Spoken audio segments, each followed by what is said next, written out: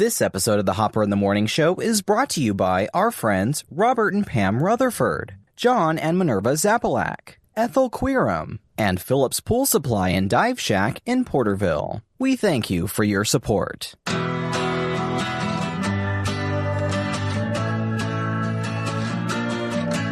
Welcome to the Hopper in the Morning Show, here at TalkToHopper.com. It's the same show, just new digs and no rules. Here's Hopper in the Morning. Well, good morning to you. It is Monday, September 17th, 2018. Here's what's happening in the South Valley. A 13-year-old boy is now being investigated for bringing balloons of cocaine to a middle school out in Terabella. Happened on Friday. The balloons were filled with a white powder and were discovered by several students on the school's playground Friday morning. They reported it to school staff, who then called the Tulare County Sheriff's Office. Deputies tested that substance and determined it was indeed cocaine. 13 children were exposed to a drug because those balloons had popped open.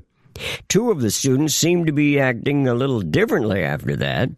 Sheriff Mike Boudreau. They were messing with the balloons, and they pulled open the balloons and saw the white powdery substance. 2 of the students became very dizzy.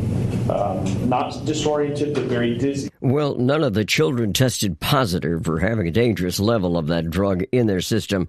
However, 2 were taken to Sierra View Medical Center in Porterville for observation.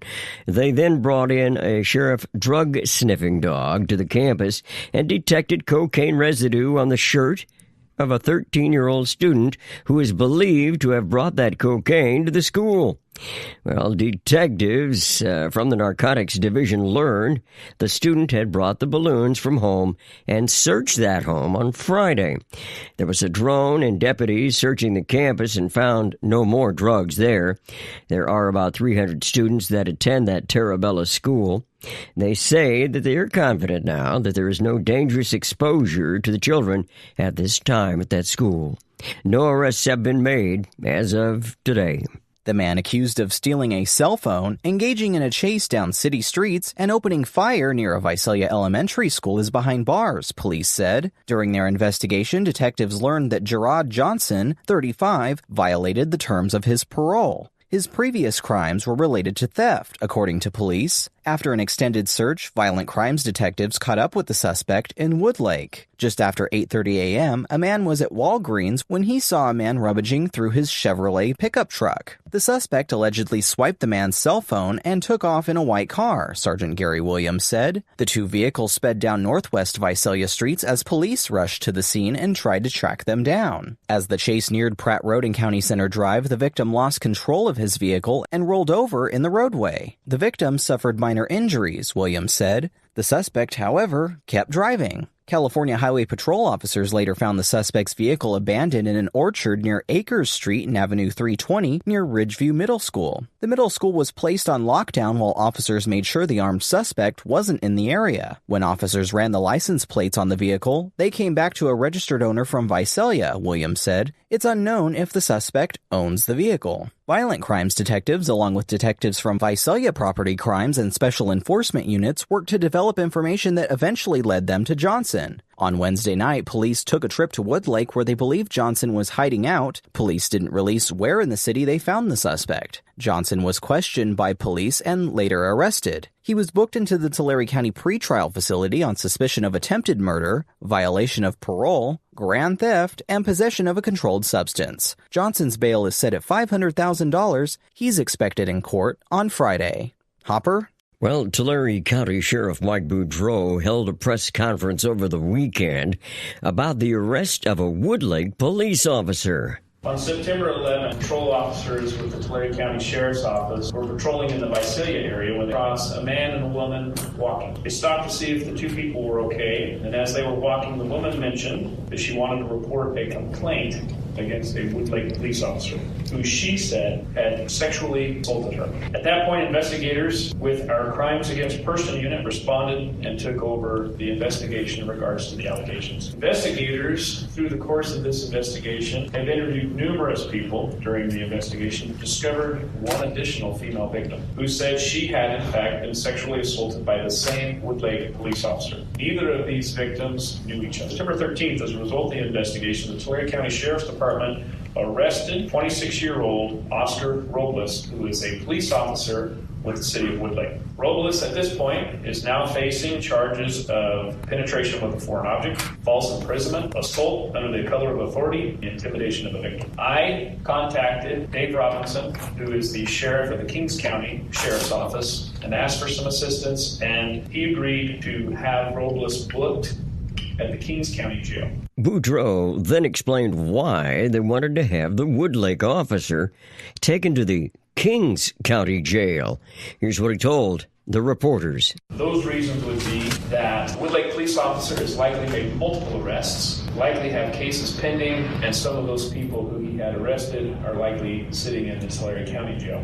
Anytime a crime like this occurs, quite frankly, it's an absolutely life-changing experience for everyone involved, in our law enforcement world, to the shock to our community, as well as to the victims in this case. Please understand that we will do everything we can to bring justice to the victims in this case, as well as make it very clear that we will hold accountable police officers if they so choose to tarnish the badge. It's very shocking, but most specifically shocking when cases like this are at the hands of a law enforcement officer of which our community, we want to have the highest levels of trust. We're here for those victims, and we would encourage, and the purpose of this particular press conference is that we would encourage any potential additional victims of this suspect that we have arrested to please come and tell your story. We're here for you, we will protect you, and we will not stand for this type of activity within the law enforcement field. And the Sheriff Boudreaux, let the press there know that there are multiple agencies working together on this particular case. He also let them know why. We are collaboratively working together.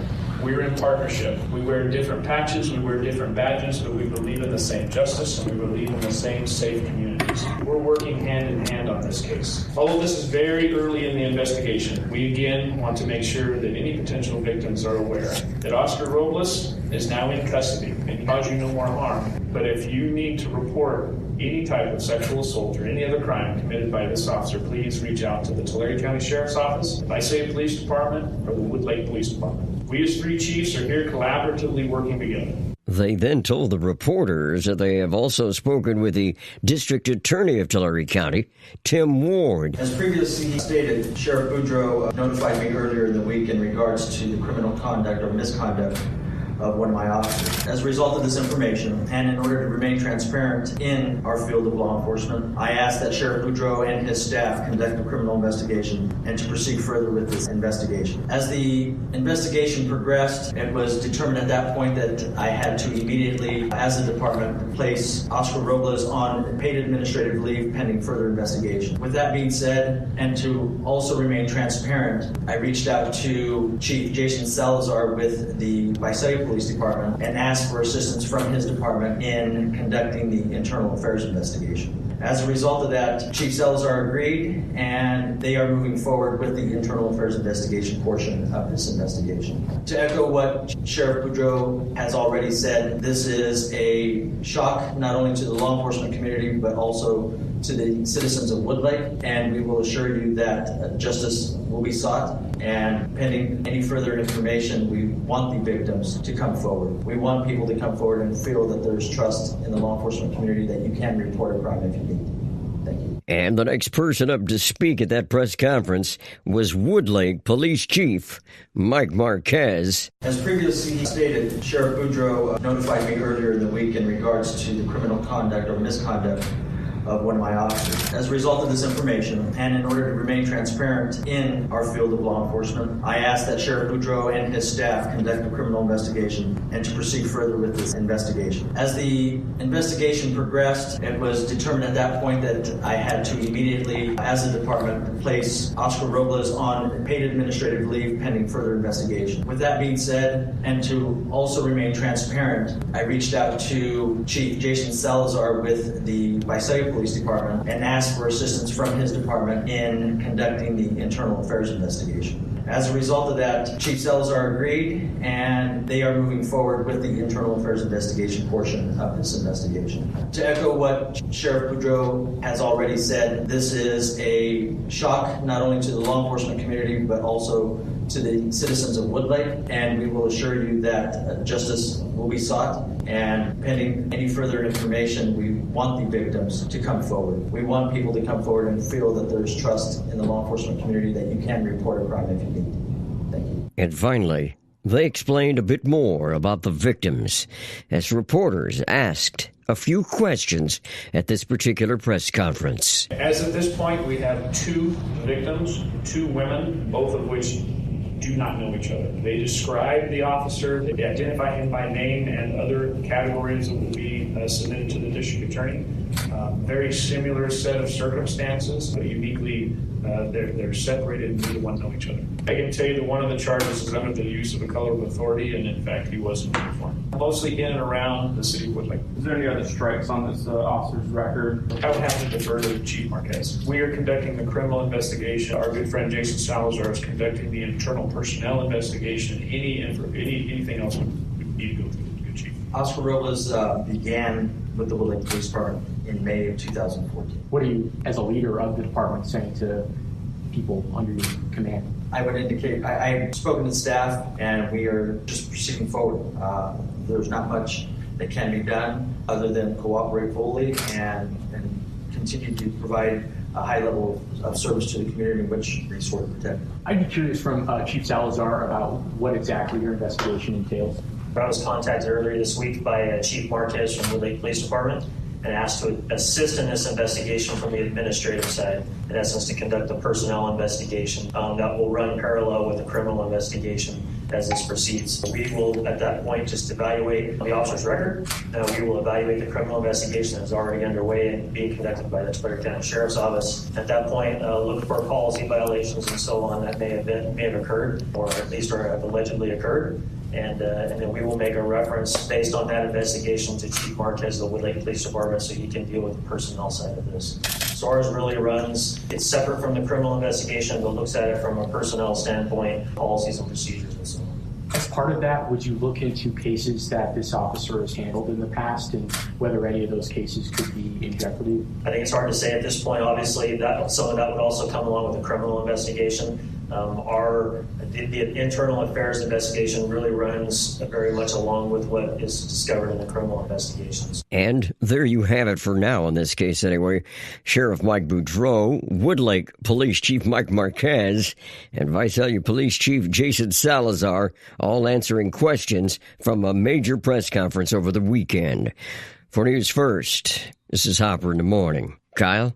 Well, Friday proved to be a very exciting night for high school football in the area. With a recap of the action, here's Leo Hoven. Good morning, Hopper and listeners. Leo Hoven here of the Blue 52 podcast. This past Friday was a great week for our local high school football teams, as Granite Hills Grizzlies were able to pick up their first win of the season, defeating Corcoran 28-0. The Monache Marauders picked up their win versus East Bakersfield 45-25 to improve to a record of 4-1. The Porterville Panthers stay undefeated by defeating Golden West 28-13, and the reigning, defending Division VI state champions, the Strathmore Spartans, defend Sparta and remain unbeaten, defeating Farmersville 67-6. The Lindsay Cardinals fall to a 2-2 record with the loss to Woodlake Tigers 49-7, and the Exeter Monarchs fall to 1-2, losing to McLean 28-15. That does it for the sports update for the week. Back to you. Taking a look at what's happening in the world of agriculture, we now move on to California Ag Today with Patrick Cavanaugh.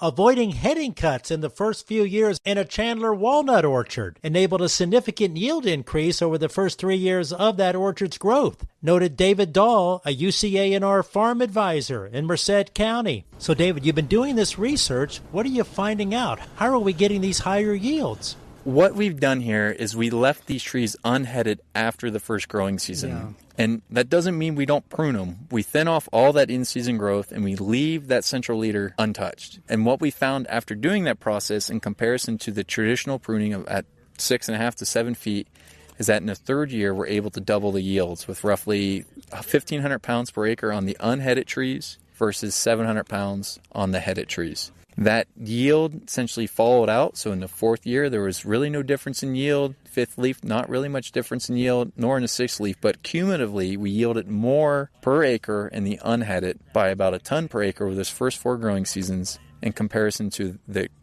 headed control. So you're stimulating the tree to grow more fruit wood in those first couple of years.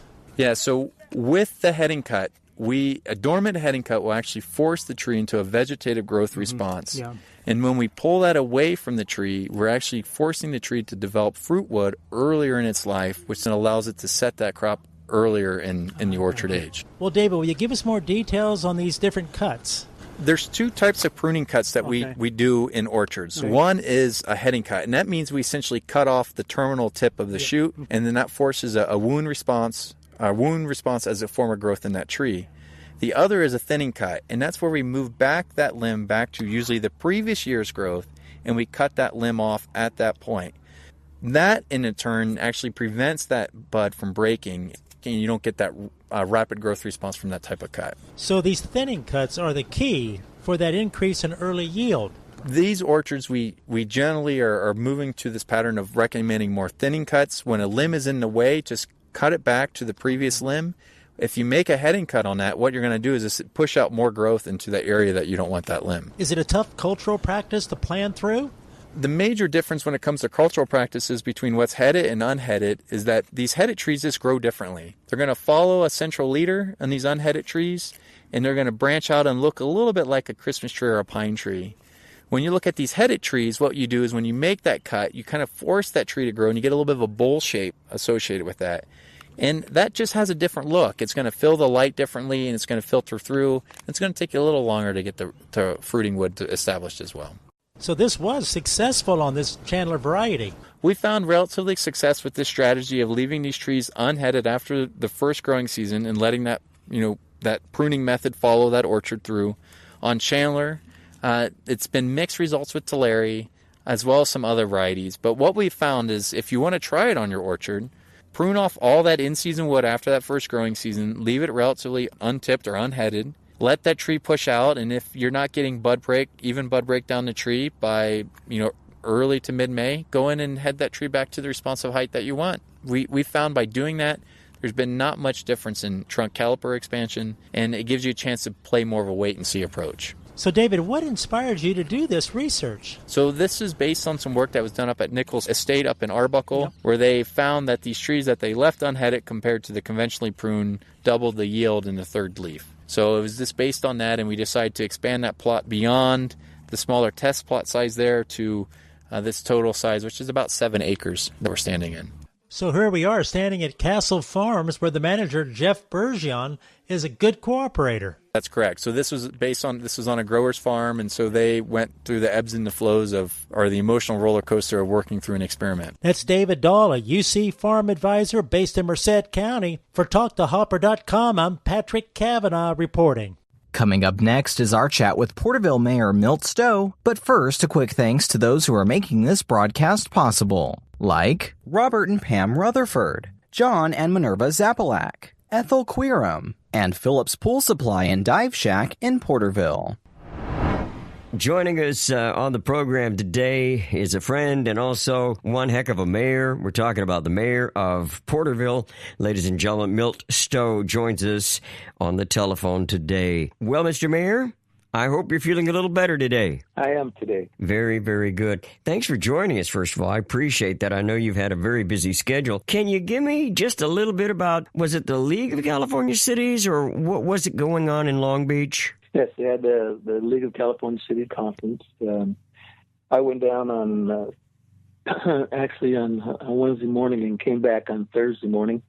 I just stayed there until Friday morning because of the classes. And I wasn't feeling well, so I made a quick turnaround and come back home. Okay. Well, did you get a chance to learn anything or what went on at the conference? Yeah, there was just a few of the classes that I wanted to go to. One was the marijuana class that I was unable to attend. And I was there for the opening ceremonies where we received the Helen Putnam Award for East Porterville, which was exciting for us. And, that's a very prestigious award, and we were happy to get it and excited to get it.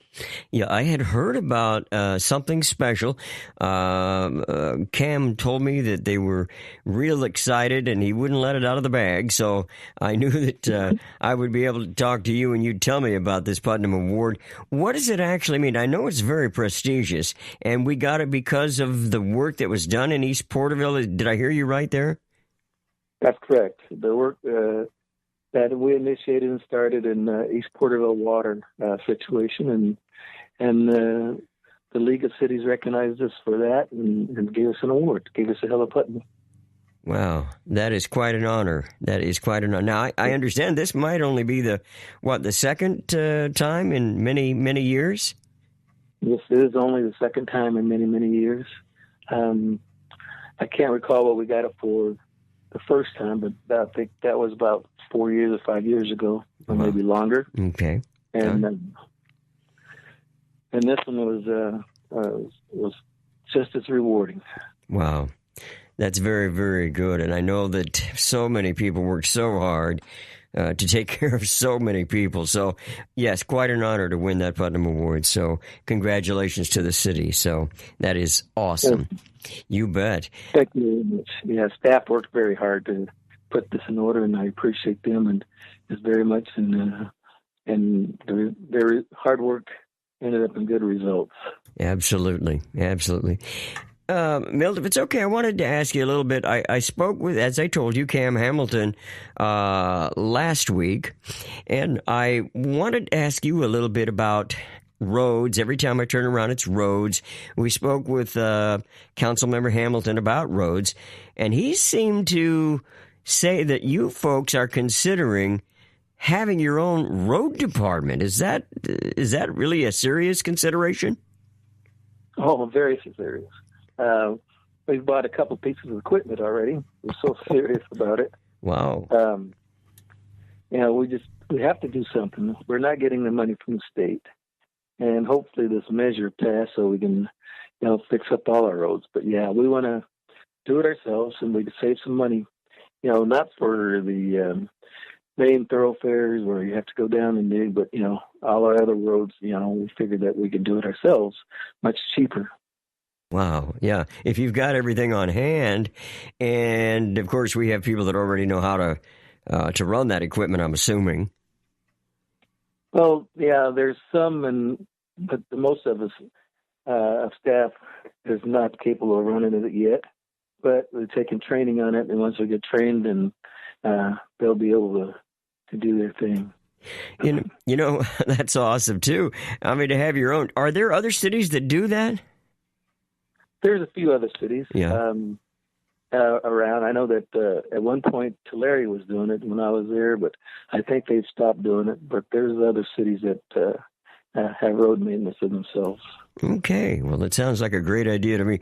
Also, Councilmember Hamilton mentioned something about 25%, Milt, and I was still, even after I hung up with him, I was still a little misunderstanding what he was saying. So was he trying to say that 25% is all you can do in total because of prevailing wage, or what was the stipulation there?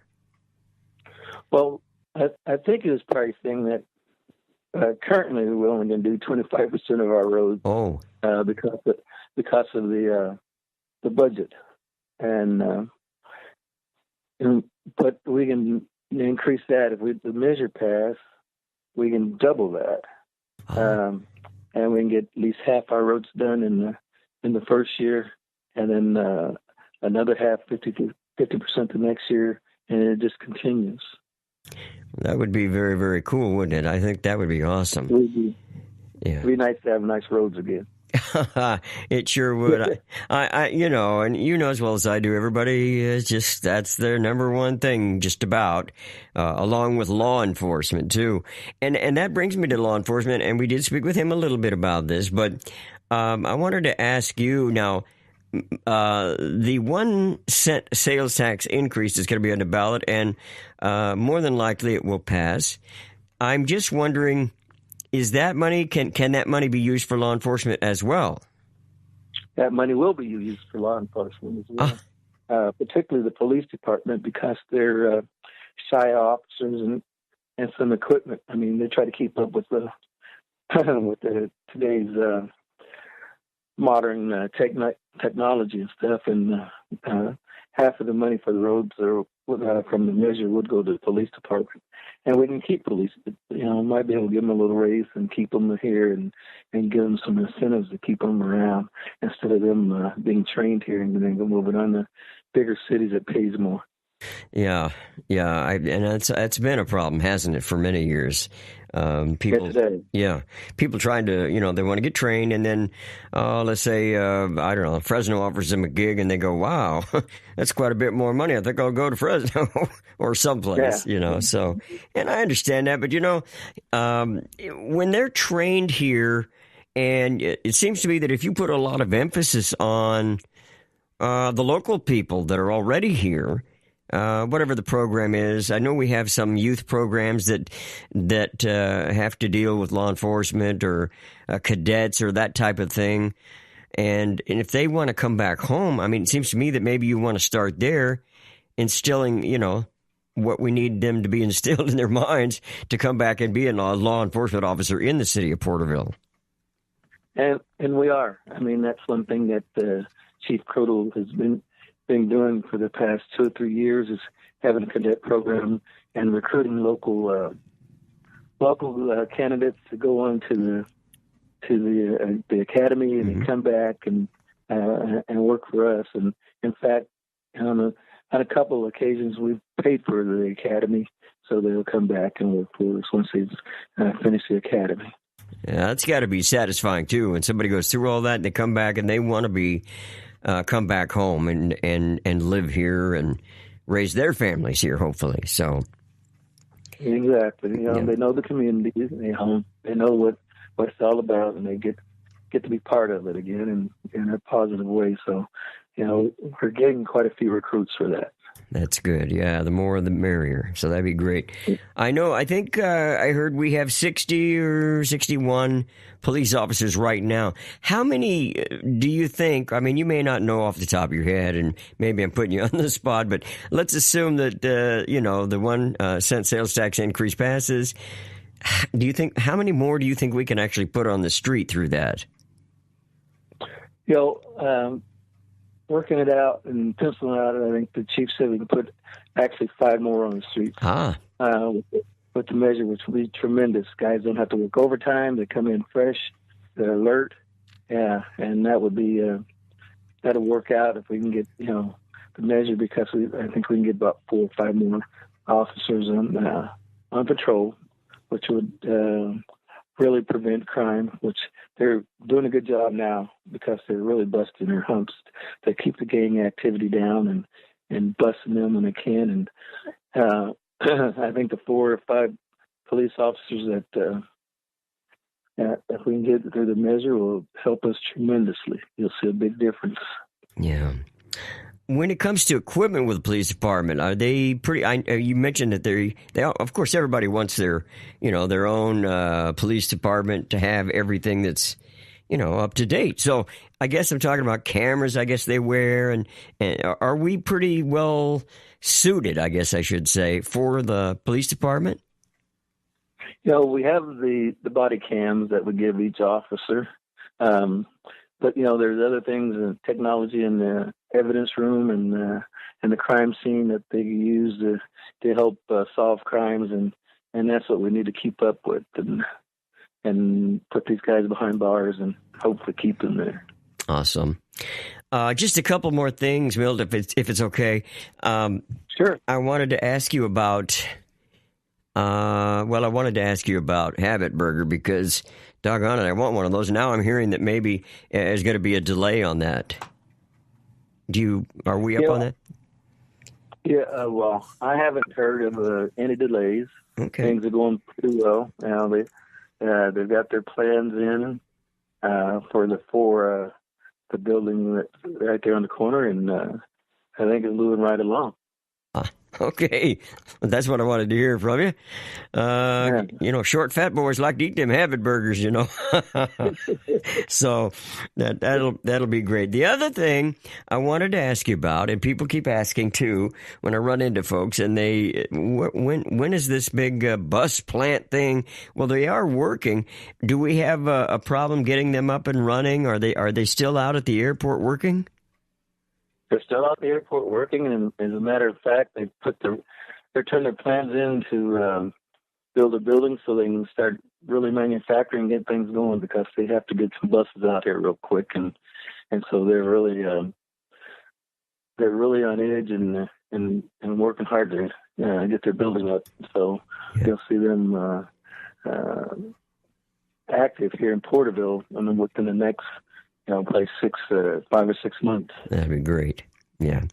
And then I was reading, or I read it, or I was speaking to somebody about Visalia is starting, got a couple of buses or ordered a bus or two. And I was kind of surprised that they didn't want to, or didn't order from Porterville at the Green Power plant there, Green Motor.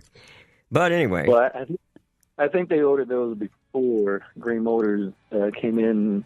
And I think Green Motors has been talking to them, so other buses may possibly come from there. Awesome. That'll be great. And I appreciate, you bet, man. I appreciate you taking the time to be with us today, Milt. Relax a little bit with your family, and hopefully we can talk again next week or maybe even the week after. Absolutely. All right. Thank you, Milt, so much. We appreciate it. All right, Hopper. You take care. And there you have it, the one and only Milt Stowe. He is the mayor of Porterville, joining us on the program today. You've been listening to Hopper in the Morning on TalkToHopper.com. We thank you for your support and contribution to this project. This episode of the Hopper in the Morning Show has been brought to you by Robert and Pam Rutherford, John and Minerva Zapalak, Ethel Queerum, and Phillips Pool Supply and Dive Shack in Porterville. We thank you for your support.